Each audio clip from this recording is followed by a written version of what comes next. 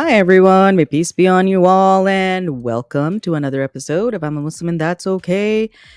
And we are post election. I know it's been a little while since election, but I was out of the country, so I really couldn't record at that time. But wow. Um, I didn't think the first 4 years of the Cheeto would result in another 4 years of the Cheeto. I guess, yeah, you get to live through everything. This is a really weird time to be alive. Um, and I think the stress and tension is very palpable. Even when I was abroad, I had gone to Pakistan to visit my parents. My father's not well. So, you're still connected to social media and you're scrolling through the news. And yeah, a lot of people are worried, as they should be, as we all should be. But there seems to be a bit of a really weird air going around. I'm not even sure how to put this because after 4 years of podcasting and really hoping that yeah, I'm not a huge podcaster like some other big celebrity podcasters with millions of following, but I had really hoped that even in my niche, I would have made some small impact in the way a lot of people or some people in the US view Muslims. And it's not just me. Over the years, there's so many wonderful Muslim influencers on the internet that have gathered such huge followings that we combined would have, I think, maybe changed a few hearts about how we are, what we do. We're everyday, regular people living our everyday, regular lives. But I think there was a certain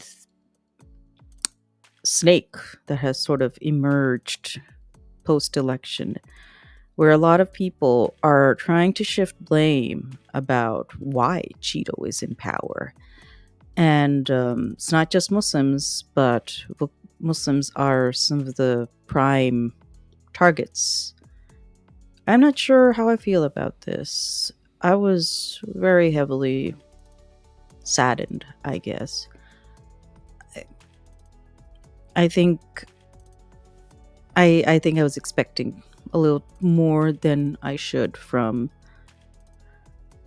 people in general. And this is not just about me. I think the problem is that it's not that there are people again scapegoating us. That's been done for a while now. It's just that it puts us at a very palpable risk. We were at risk before the election. When this entire genocide has been unfolding and how it has polarized people. But at that point, it was just Zionist entities that were coming for us.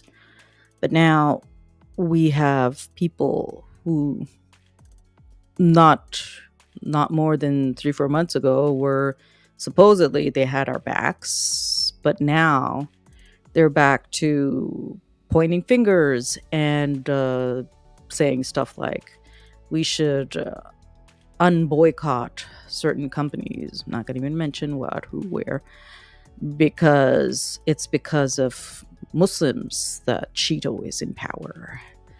Now, here's the thing.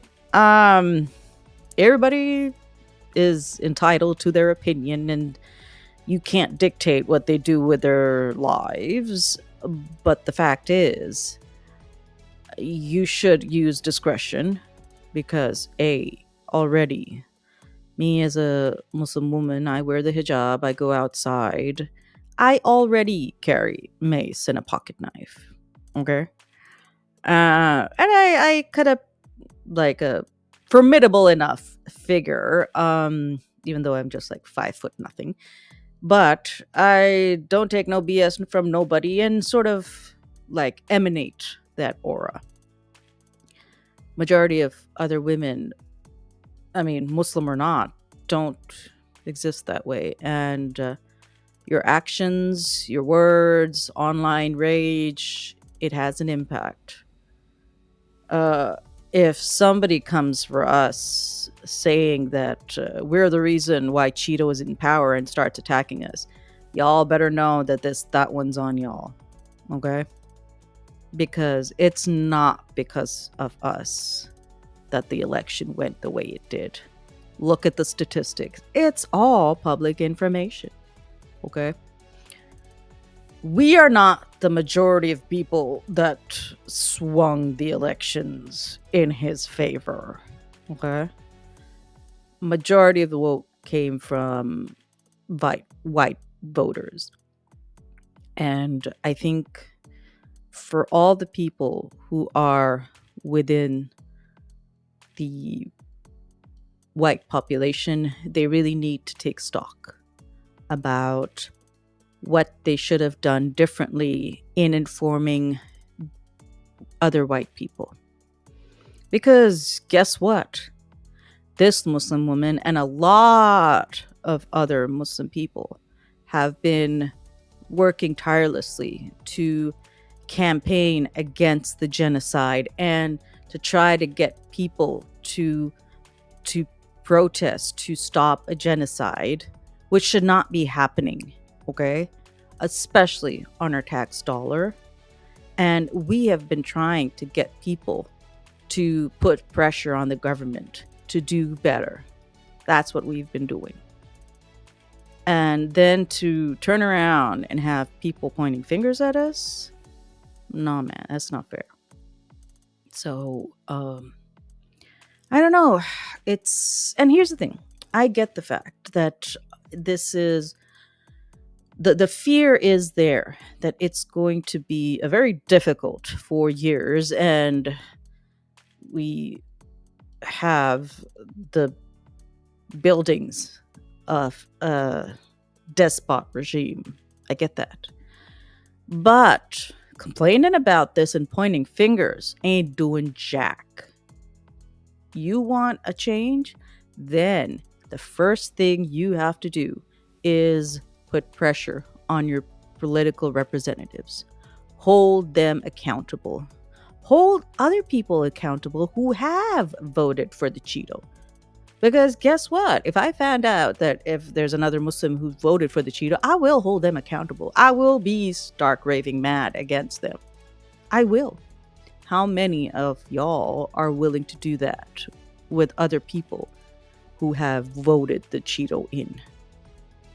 So that's what we got to do. Put pressure on the government 24/7. They ain't listening to y'all. They're taking away your rights. Then please stop giving them your support. You're mad at the billionaires? Stop buying from the billionaires, okay? And he's been appointing, oh dear, billionaires and people with really questionable ethics and qualifications into his, inner circle. Hold them all accountable. Money talks. Please make it a way that it brings them to their knees. Don't gift to them, okay? Your new Tesla, iPhone, whatever thingamajig you think you need is not really a necessity. All of it is basically a luxury, okay? So that's what we got to do from here on out. They want us fighting against one another. That's not what we're here to do. We need to come together. We want to uphold each other's right, and that's the thing. That's what we need to be committed to, that we should be upholding each other's rights. We may not agree on a lot of things, but at this point, the common enemy is the Cheeto in power and all the other billionaires who are really wrecking the planet and everything else. Okay? So that's what we got to do. We got to come together and hit them where it hurts. Take away their power. Okay? We are not doing anybody any favors by really squabbling and creating skirmishes online and on social media.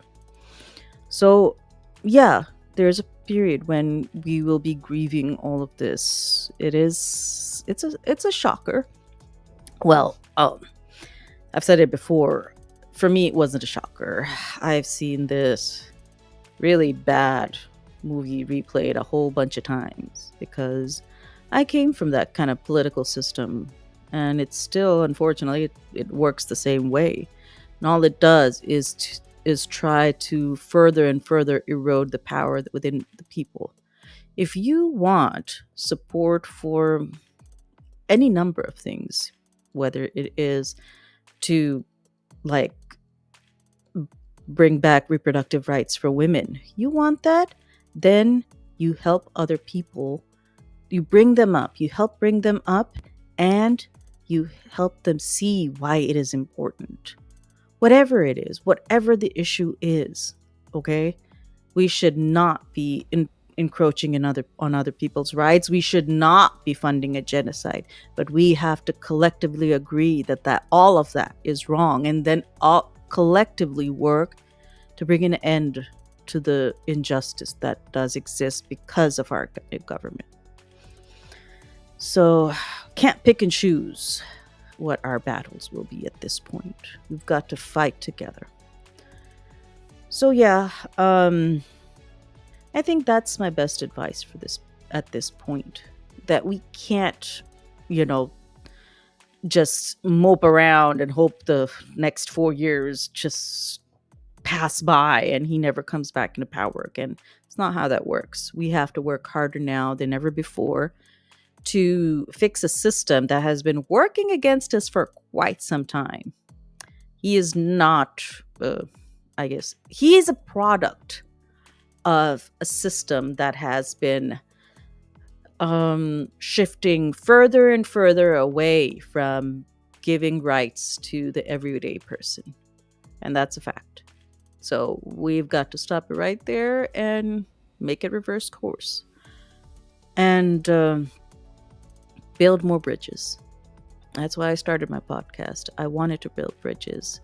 And I know there's many people, especially the younger generation, that are doing that. I love them for it, and I have always loved them for this. They are doing the good work. That's up to us, the old farts, to do this.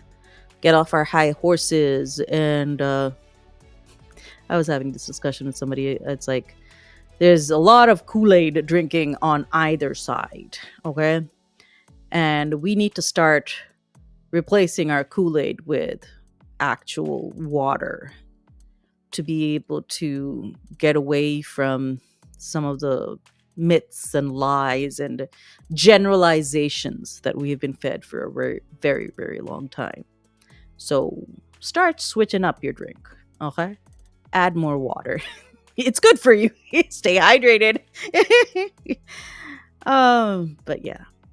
I hope and I pray that we can come together for this. We keep the pressure on. I'll be doing my part. I'm just hoping that everybody else who can hear this, or if you're hearing this and you know people who need to hear this, please pass on the message. We need to put pressure on. We need to work harder than we've ever worked before. Just sitting there and doing nothing and with our arms crossed is not going to do anything. So we got to do more. So until next time, 2 weeks from now, I'll be seeing you. I just hope that we can shift some of the narrative online. That no more finger pointing. It just endangers all the marginalized communities. You have no idea the kind of risk it puts us at. So y'all take care of yourself and keep pushing hard. And may peace be on you all.